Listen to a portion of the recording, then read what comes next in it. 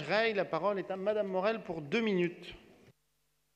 Monsieur le maire, alors, cette parcelle de 4 500 mètres carrés d'espace vert protégé mérite une réelle concertation avec les riverains et les habitants du 14e avant la construction de logements par l'opérateur INLI, opérateur qui a pour objectif de densifier la parcelle avec la construction de 180 logements.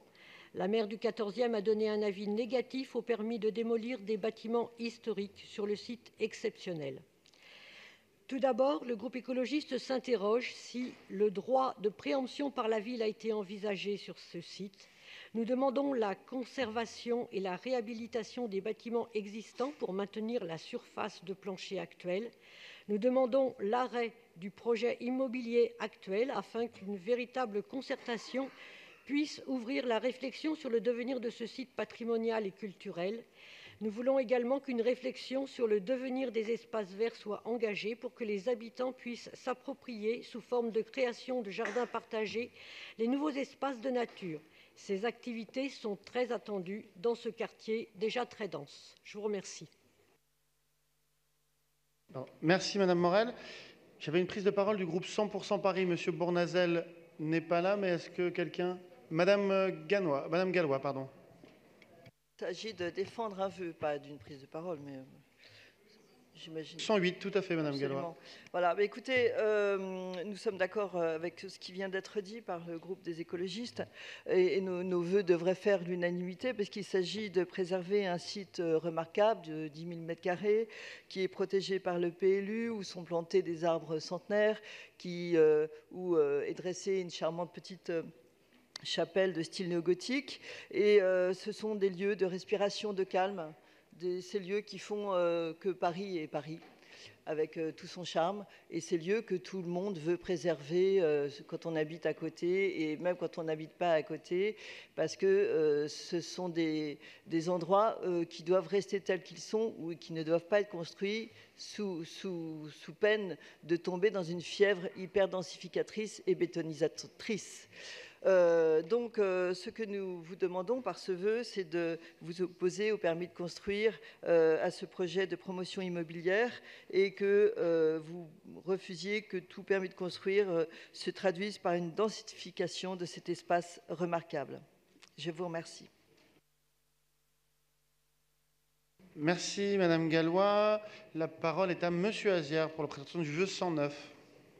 Oui, pour rejoindre ce qui a déjà été dit, en fait, il faut savoir que ce terrain appartenait à la congrégation des sœurs franciscaines missionnaires de Marie, qui déménagent et qui ont vendu ce terrain. Et d'ailleurs, il est étonnant que la ville, qui a quelquefois des prédispositions à préempter, ne se soit pas penchée dessus. Parce que, à la fois, c'est un terrain qui a une histoire, une vocation sociale importante. Il a été, sur ce terrain, c'est un site qui a accueilli un hôpital de la Croix-Rouge, un foyer pour femmes, une bibliothèque. Mais il a aussi une vocation en termes de respiration ou d'espace vert, puisqu'il se trouve grévé depuis 1970 par une servitude d'espace vert protégé. Et donc, en effet, il y a un projet immobilier de 150 logements sur ce terrain maintenant. Je vous rappelle que cet îlot est d'ailleurs un élément constitutif de la trame verte qui prolonge le parc Montsouris jusqu'au quartier latin, et que le projet d'aménagement prévoit pourtant la disparition d'une rangée d'arbres et la conservation de moins de 4 000 m² de superficie d'espace vert protégé. Voilà. Donc la construction de nouveaux immeubles sur cette parcelle, plutôt que la réhabilitation des bâtiments existants, me semble contrevenir à la nécessité de préserver des espaces de respiration au sein d'une ville et d'un arrondissement déjà très très dense. Deuxièmement, il y a un manque d'information flagrant des riverains sur un projet qui les inquiète parce qu'il menace l'un des principaux espaces verts du quartier. Et donc, la question est de savoir pourquoi la mairie de Paris n'a pas agi plus tôt, quelle est sa capacité de réexaminer le devenir de ce site remarquable, avec, pour moi, un souci prioritaire qui est de maintenir le patrimoine végétal, écologique, social et architectural de ce site. Voilà. Merci Monsieur Azière. J'ai une une demande de prise de parole de la maire du 14e arrondissement, Madame Petit. Merci, chers collègues.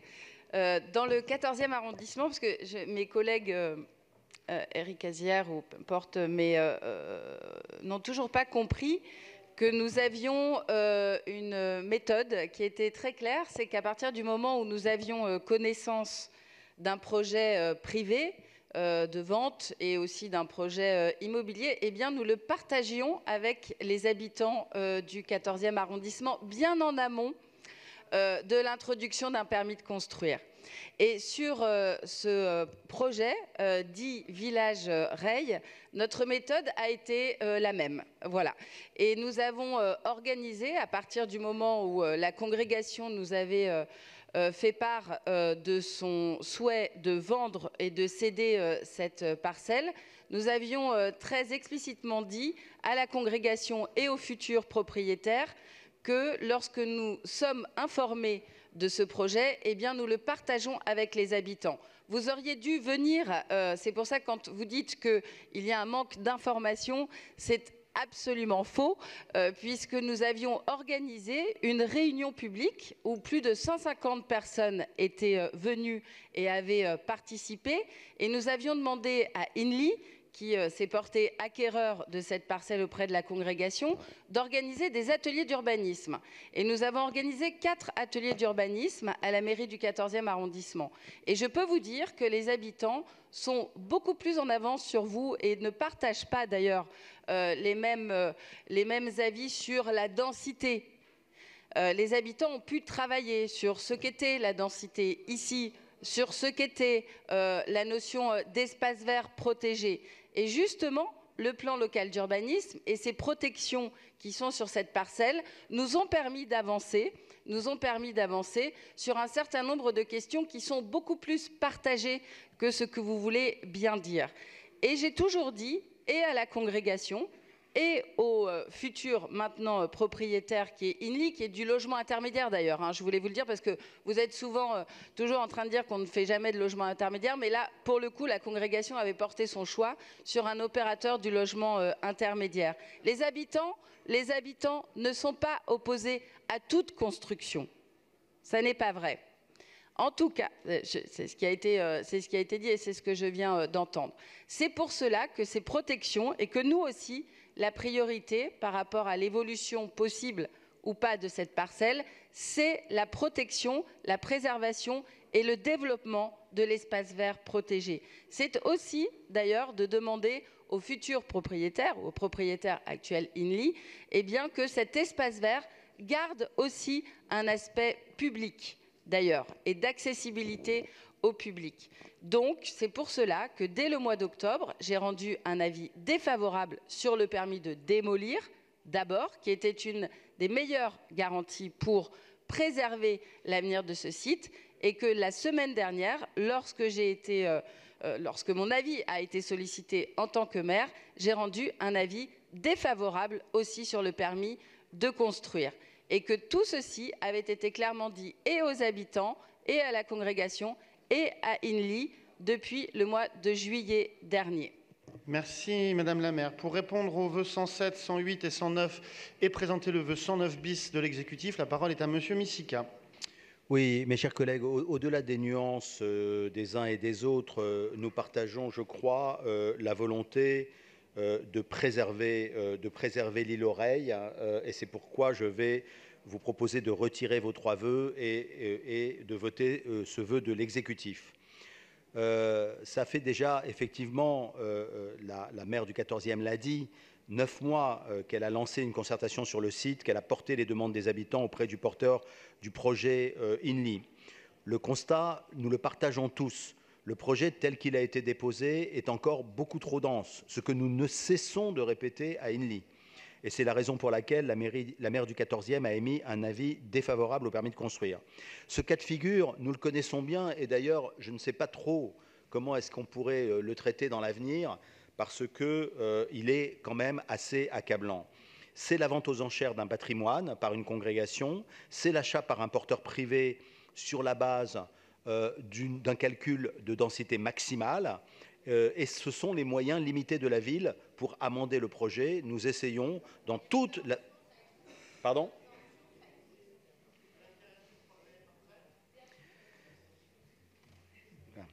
Donc, je continue. Les moyens limités de la ville pour amender le projet. Avec Karine Petit, nous sommes parfaitement conscients de l'intérêt écologique du site et de sa sensibilité en matière de densité. Nous avons associé les riverains dès le début du processus en leur présentant les différents projets architecturaux prévus par le bailleur et en les conviant au jury pour choisir la meilleure équipe d'architectes.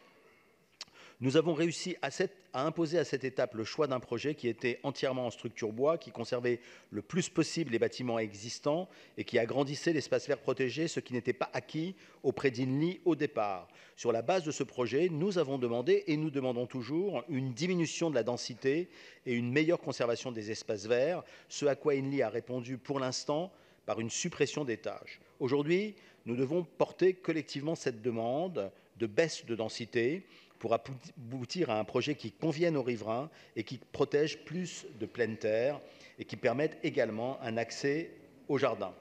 Demander que rien ne se fasse n'est tout simplement pas réaliste dans la mesure où les sœurs franciscaines ont déjà vendu leurs biens. Nous vous proposons de voter ce vœu de l'exécutif qui porte cette demande collective de dédensification, d'ouverture de l'îlot de fraîcheur aux habitants et de maintien des engagements de répartition des logements. Merci, Monsieur Mussica. J'ai une demande d'explication de vote de la présidente du groupe LRI, Madame Carrère.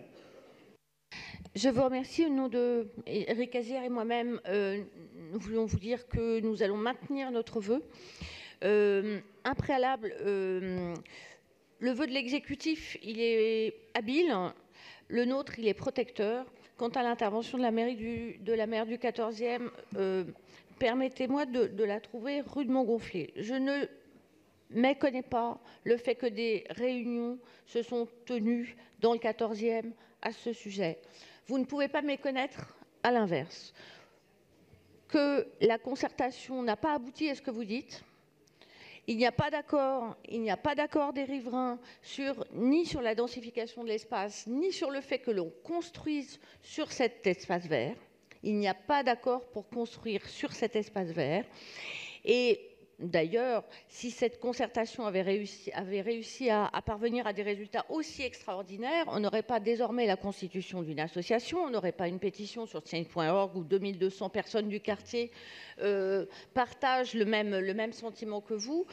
Le vœu de l'exécutif, il laisse entendre que c'est une démarche de bonne volonté, on veut réduire, vous l'avez très bien dit, Monsieur Mussica. Mais ce qui n'est pas acceptable, c'est que l'on construise sur l'espace vert. Non seulement il ne faut pas de densification, non seulement il faut préserver le patrimoine de ce lieu, mais nous ne voulons pas que l'on construise sur l'espace vert. Or, votre vœu laisse ouverte la possibilité que l'on construise sur l'espace vert. Quant à promettre aux habitants que en contrepartie, en quelque sorte, d'une construction sur cet espace vert, l'espace vert restant deviendra une sorte de jardin public. Je ne sais pas comment c'est possible, quand on a un propriétaire privé, de lui imposer que son jardin soit un jardin public. Vous aviez une minute. Je vous remercie. Dans ma grande mansuétude, je vous avais laissé prolonger. Je soumets donc aux voix le vœu 107 des groupes écologistes. Est-ce qu'il est maintenu? Il est maintenu. Avis défavorable. Qui vote pour? Contre? Abstention, il est rejeté. Le vœu 108 déposé par le groupe 100% Paris est-il maintenu? Il est maintenu avec un avis défavorable. Qui est pour? Contre? Abstention, il est rejeté. Le vœu 109 déposé par le groupe UDI Modem et les Républicains est-il retiré au profit du vœu de l'exécutif? Non. Je mets donc aux voix avec un avis défavorable. Qui est pour? Contre? Abstention, il est rejeté. Je soumets donc aux voix le vœu 109 bis de l'exécutif. Qui est pour? Contre? Abstention, il est adopté. Nous examinons les vœux 110 et 110 bis.